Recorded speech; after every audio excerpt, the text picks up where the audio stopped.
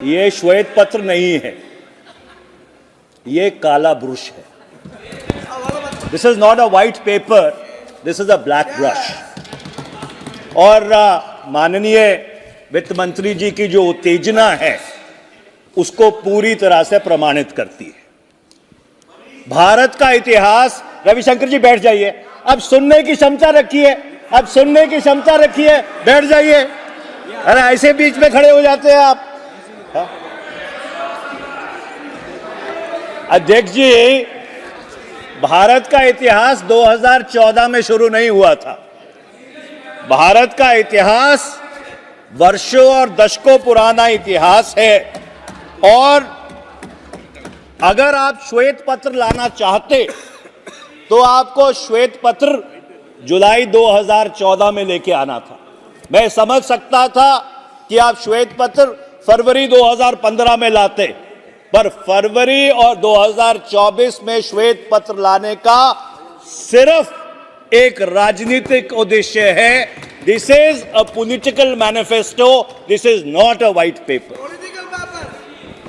मैं 2004 में जब यूपीए की सरकार बनी, जिसका नेतृत्व प्रधानमंत्री डॉक्टर मनमोहन सिंह जी और यूपीए की चेयरपर्सन श्रीमती सोनिया गांधी जी कर रहे थे, हमने ऐसे मूलभूत सुधार किए जिससे इस देश की जो नींव है, आर्थिक, सामाजिक, राजनीतिक नींव को हम लोगों ने मजबूत किया। सबसे पहला आरटीआई का कानून, सूचना का अधिकार, 130 करोड़ लोगों को सूचना का अधिकार दिया कि 10 रुपए की अर्जी देके आप सर नो ट्रांसलेशन 10 रुपए की अर्जी देके आप ब्लॉक से लेके राष्ट्रीय स्तर तक किसी भी सरकार से कोई भी सूचना मांग सकते थे।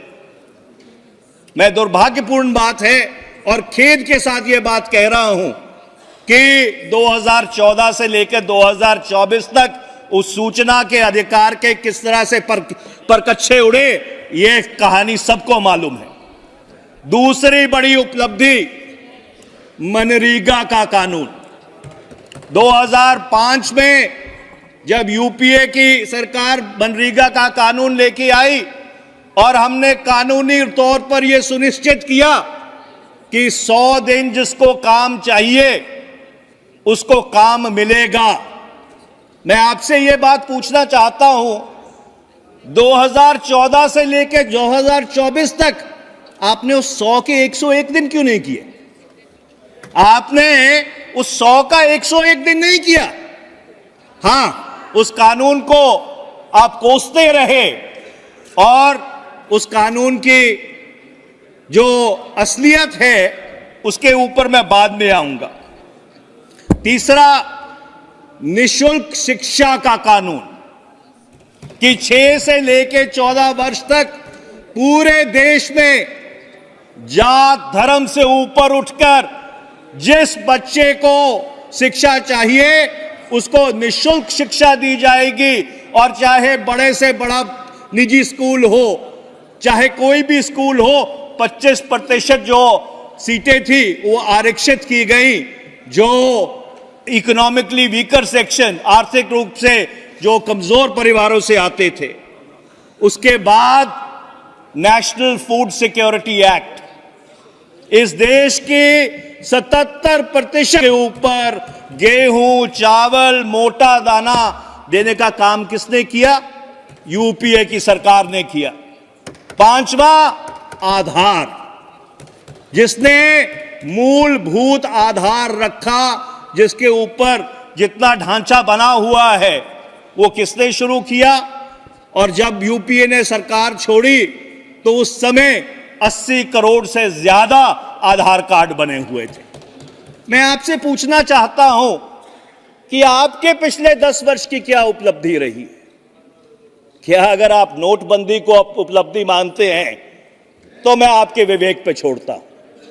अगर आप जीएसटी को जिस तरह से क्रियान्वित किया उसको उपलब्धि मांगते हैं, जिसने भारत का सारा लघु उद्योग को कई सालों तक नष्ट कर दिया, तो फिर मैं उसको आपके विवेक पे छोड़ता हूं। मैं उम्मीद करूंगा जब वित्त मंत्री अपना इस मोशन के ऊपर जवाब देंगी तो जरूर इस सदन को बताएंगी कि आपकी सरकार की ऐसी कौन सी 5 बड़ी उपलब्धियां रही हैं आपके 10 साल के कार्यकाल में। अब मैं अर्थव्यवस्था पे आता हूं। अध्यक्ष महोदय, 2004 में जब हम लोगों ने सरकार संभाली तो परिस्थिति क्या थी। 2003-04 में जो फिस्कल डेफिसिट था वो 4.5% था। 2007-08 में आर्थिक महामंदी, अंतर्राष्ट्रीय आर्थिक महामंदी से पहले वो घटकर 2.8% हो गया।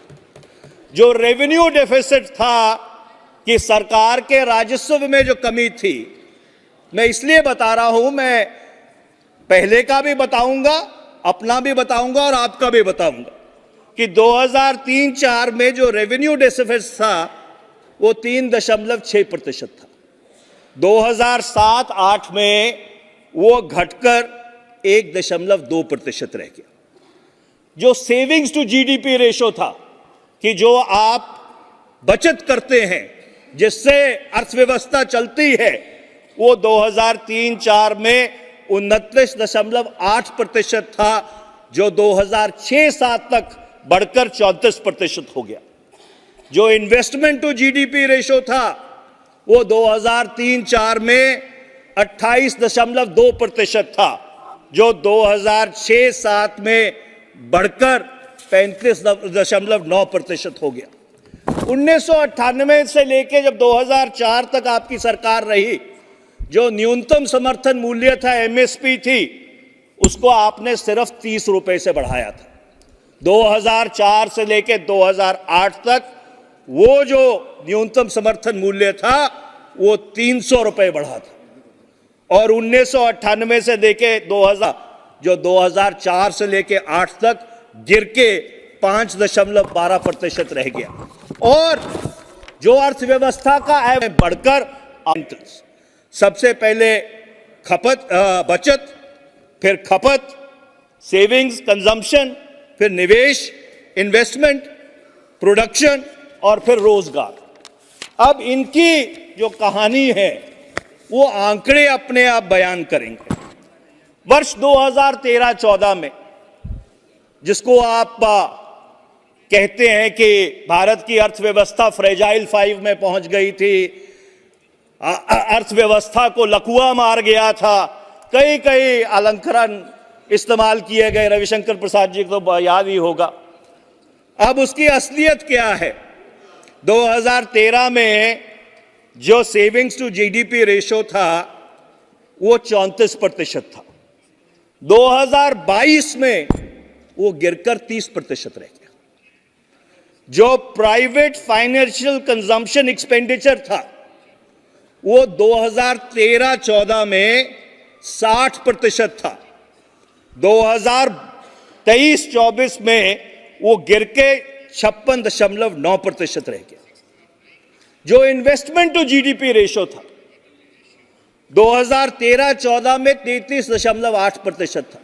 और वित्त मंत्री जी, जो जवाब आपने 2 दिन पहले दिया है उसमें आपने इस बात को कबूला है कि वर्ष 2023-24 में वो गिर के 29.20% रह गया है। और इसका कारण ये है कि मैंने ये बात फाइनेंस बिल के दौरान भी कही थी कि पिछले जो 3 साल से कोविड के बाद आपका वित्तीय घाटा है जो 17-18 लाख करोड़ की रेंज में चल रहा है, वो प्राइवेट इन्वेस्टमेंट को क्राउड इन नहीं कर रहा है, वो प्राइवेट इन्वेस्टमेंट को क्राउड आउट कर रहा है।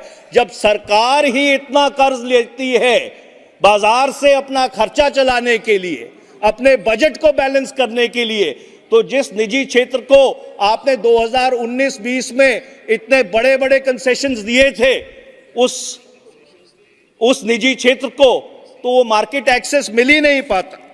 मैं आगे चलता हूं, जो ग्रॉस कैपिटल फॉर्मेशन थी 2013-14 में वो 33.8% थी, 22-23 में गिरकर 31.4% रह गई। अब आप बेरोजगारी के दर पे आइए। बेरोजगारी का दर वर्ष 2013-14 में 4.9% था और सीएमआई की जो 4 मंथ की मूविंग एवरेज है, क्योंकि सरकारी आंकड़े तो आने बंद हो गए हैं, वो 2023-24 में 8 से लेके 9% है। इस देश में पिछले 10 वर्ष में जो बेरोजगारी है वो बढ़ी है। आपने खुद अपने बजट के भाषण में ये बात कही 10वें पैरे में कि 2014 से लेके 24 तक 25 करोड़ लोगों को गरीबी रेखा से, मल्टी डायमेंशनल पॉवर्टी से मुक्त किया गया। यह बात भी सही है कि 2004 से लेके 14 तक 27 करोड़ लोगों को गरीबी रेखा से ऊपर लाया गया। तो जो सरकार 27 करोड़ लोगों को गरीबी रेखा से ऊपर लेके आती है, उस सरकार के बारे में आप कहते हैं कि उन्होंने तो कुछ किया ही नहीं। They were absolutely an incompetent government. ये किस तरह का लॉजिक है कि अगर आप अपनी पीठ थपथपाते हैं कि हमने 25 करोड़ लोगों को हमारे 10 साल के कार्यकाल में गरीबी रेखा से ऊपर उठाया, तो जिस सरकार ने 27 करोड़ लोगों को, और इसका जिक्र आपने अपनी 2020-21 के बजट भाषण में भी किया था, उसकी आप निंदा करने में कोई कसर नहीं छोड़ते। ये किस तरह का कि रोजगार का क्या हुआ? और उसका सबसे बड़ा प्रमाण यह है कि वर्ष 2013-14 में जब हमने सरकार छोड़ी थी तो मनरेगा का जो बजट था वो 33,000 करोड़ था। जो एक्चुअल पैसा खर्च हुआ वो 32,992.83 करोड़ रुपया हुआ। 2023-24 में वो बढ़कर 86,000 करोड़ हो गया। तो इसका यह मतलब है कि अर्थव्यवस्था में रोजगार नहीं पैदा हो रहे। लोग जो मिनिमम वेज है उस मिनिमम वेज पे काम करने के लिए तैयार है। साल में दुगना करना पड़ा। आगे मैं प्रमाण देता हूं, 2014-15 में 16,572.1 लाख परसेंटेज मनरेगा में क्रिएट हुए। 2022-23 में वो बढ़कर 29,564.15 लाख परसेंटेज हो गए। मतलब जितने लोगों ने मनरेगा में काम ढूंढा उनकी गिनती दोबारा दोगुनी हो गई। तो अगर अर्थव्यवस्था में रोजगार के साधन थे तो लोग जाकर मनरेगा के तहत मिनिमम वेज पे काम करने के लिए तैयार नहीं होते। आपको यूपीए का धन्यवाद करना चाहिए कि जिस स्कीम को आप कहते थे कि ये गड्ढे खोदने और गड्ढे बढ़ने की स्कीम है, इसी स्कीम ने आपको पिछले 10 साल में बचाया है, नहीं तो इस देश में अराजकता होती। अब आप सुनने की धैर्य रखिए। मैं जब आप बोलती हैं तो मैं कभी बीच में नहीं बोलता हूं, तो धैर्य रखिए। अब जो बीच में नहीं बोलता अध्यक्ष जी, मैं किसी के 5 साल में किसी के बीच नहीं बोला हूं। जो महंगाई दर था 2013-14 में वो 5.3% था। 2023-24 में वो बढ़कर 5.4% हो गया है। और आप कहती हैं कि हमारे जमाने में महंगाई बहुत थी और आपने अपने महंगाई के ऊपर नियंत्रण रखा है।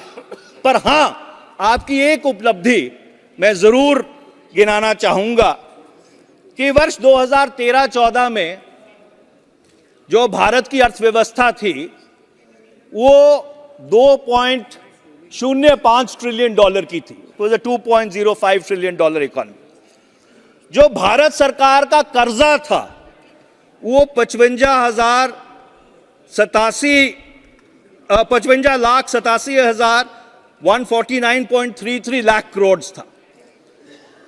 वर्ष 2024 में वो अर्थव्यवस्था 3.75 ट्रिलियन की हो गई, पर जो कर्जा है भारत सरकार का वो 3 गुना बढ़ गया। And the total date and liabilities of the government on 31st of March 2024 is 168,72,554.16 lakh crore. मतलब 10 साल में आपने 112,85,394.83 करोड़ का कर्जा पिछले 10 साल में लिया है। इसका यह मतलब है कि जो ज्यादा कर्जा लिया है, और उसका सबसे बड़ा प्रमाण यह है कि आपके बजट को जब आप ब्रेक डाउन करें, जो आप ही के आंकड़े हैं बाय द रूपी, तो जो सबसे बड़ा उसका कंपोनेंट है 28 पैसे का वो बोरोइंग्स है, और जो सबसे बड़ा आउटगो है 20 पैसे का वो आपकी क्या कहते हैं ब्याज की पेमेंट्स हैं, इंटरेस्ट पेमेंट्स हैं। तो ये जरूर आपकी उपलब्धि है कि भाई भारत के ऊपर आपने पिछले 10 वर्ष में 112,85,394.83 करोड़ का कर्जा बढ़ा दिया। अब मैं जीडीपी के ग्रोथ रेट पे आता हूं। वर्ष 2005 से लेकर 14 तक भारत की जो अर्थव्यवस्था थी क्यूमुलेटिवली वो 6.8% से बढ़ी, और 2015 से लेकर 2024 तक वो अर्थव्यवस्था 5.9% से बढ़ी। और आप ये कहती हैं कि हमने अर्थव्यवस्था का सत्यानाश कर दिया, हमने अर्थव्यवस्था बर्बाद कर दी, हमने सारे बैंक लूट लिए। तो अगर ये सारी बात सही है वित्त मंत्री जी, तो ऐसा क्यों है कि जो हमारे 10 साल का कार्यकाल था उसमें अर्थव्यवस्था आपके 10 साल के कार्यकाल से ज्यादा बढ़ी? और ये दोनों जो आंकड़े हैं 2011-12 की प्राइसेस के ऊपर है, इसमें फर्क नहीं है कि 2004-5 की प्राइसेस के ऊपर कोई आंकड़ा है और 2011-12 की प्राइसेस के ऊपर कुछ आंकड़ा है। अब मैं आता हूं डॉलर के ऊपर। आप भी प्रवक्ता थी भारतीय जनता पार्टी की, मुझे याद है कि डॉलर के बारे में बहुत बात हुआ करती थी। जब भी डॉलर ऊपर जाता था तो उसकी तुलना प्रधानमंत्री की उम्र से की जाती थी। जब हमने 26 मई 2014 को सरकार छोड़ी तो $1 58 रुपये 65 पैसे का था। 4 फरवरी 2024 को वो डॉलर 82.93 पैसे का है। तो उस समय तो डॉलर के ऊपर बहुत उत्तेजना होती थी, बड़ी बड़ी बहस होती थी रोज टेलीविजन के ऊपर। ये कहा जाता था कि डॉलर प्रधानमंत्री की उम्र से तेजी से बढ़ रहा है। आज क्या हुआ? मैं उन शब्दों का प्रयोग नहीं करना चाहता, मैं कभी किसी चर्चा का स्तर नहीं गिराता, पर आपको इस बारे में सोचना चाहिए कि वो आप तब बोलती थी और जब आज जो परिस्थिति है उसके बारे में आप क्या कहना चाहती हैं। अभी मैं आगे आता हूं। पिछले 10 वर्ष में अंतर्राष्ट्रीय बाजार में पेट्रोल और डीजल की कीमत गिरती रही, कच्चे तेल की कीमत गिरती रही, और मैंने कल भी यह बात कही थी कि जो आपकी ऑयल और गैस इंपोर्ट डिपेंडेंसी वो बढ़ती रही। 87.5% है इस साल के पहले 9 महीनों में, पर अंतर्राष्ट्रीय बाजार में कच्चे तेल की कीमत गिरती रही, यहां पेट्रोल और डीजल की कीमत बढ़ती रही। 2014 में 410 रुपए का सिलेंडर था, आज 903 रुपए का सिलेंडर है, 120% बढ़ा है। पेट्रोल 2014 में 71 रुपए पर लीटर था, आज 97 रुपए पर लीटर है, 37% बढ़ा है। डीजल 55 रुपए लीटर था, आज 90 रुपए लीटर है, 64% बढ़ा है। मस्टर्ड ऑयल, आपके सरसों का तेल 90 रुपए किलो था, आज 143 रुपए किलो है, 60% बढ़ा है। आटा 22 रुपए किलो था, आज 35 रुपए किलो है, 60% बढ़ा है। दूध 35 रुपए का लीटर था, आज 60 रुपए लीटर है, 71% बढ़ा है। और आप ये कहती हैं कि हमने अर्थव्यवस्था के परकच्छे उड़ा दिए। अगर आप इन सब आंकड़ों को संज्ञान में ले तो पिछले 10 वर्ष में महंगाई ने आम आदमी की कमर तोड़ दी है। मुझे याद है सुषमा स्वराज जी यहां बैठती थी जब नेता प्रतिपक्ष होती थी, तो वह कहा करती थी कि गृहिणी के आंसू बह रहे हैं। आज सही रूप में गृहिणी के आंसू बह रहे हैं। और आखिर में मैं एक बात कहना चाहता हूं, आपने 10 वर्ष से phone banking phone banking phone banking phone banking की बात की। आप तो एक बहुत पढ़ी लिखी अर्थशास्त्री हैं, आपको यह बात मालूम है कि किसी भी लोन को सैंक्शन करने से पहले उसका जो चीफ जनरल मैनेजर है वो ड्यू डिलिजेंस सर्टिफिकेट साइन करता है। उसके बाद उसका बोर्ड ऑफ डायरेक्टर्स उसको अप्रूव करता है। मैं आपको यह पूछना चाहता हूं कि आप फोन बैंकिंग की बात करती हैं, पिछले 10 वर्ष में आपने किसके खिलाफ एक्शन लिया? कौन से चीफ जनरल मैनेजर के खिलाफ एक्शन लिया? कौन से बोर्ड ऑफ डायरेक्टर्स के खिलाफ एक्शन लिया? कौन से राजनीतिज्ञ के खिलाफ एक्शन लिया? आप बात बड़ी बड़ी करती हैं, 10 साल आपको मिले, आपने एक चीफ जनरल मैनेजर के खिलाफ एक्शन लिया? आपने एक बोर्ड के खिलाफ? 1 मिनट अध्यक्ष जी, 10 साल की बात है, सुन लीजिए, आखिरी 2 दिन रह गए हैं संसद के।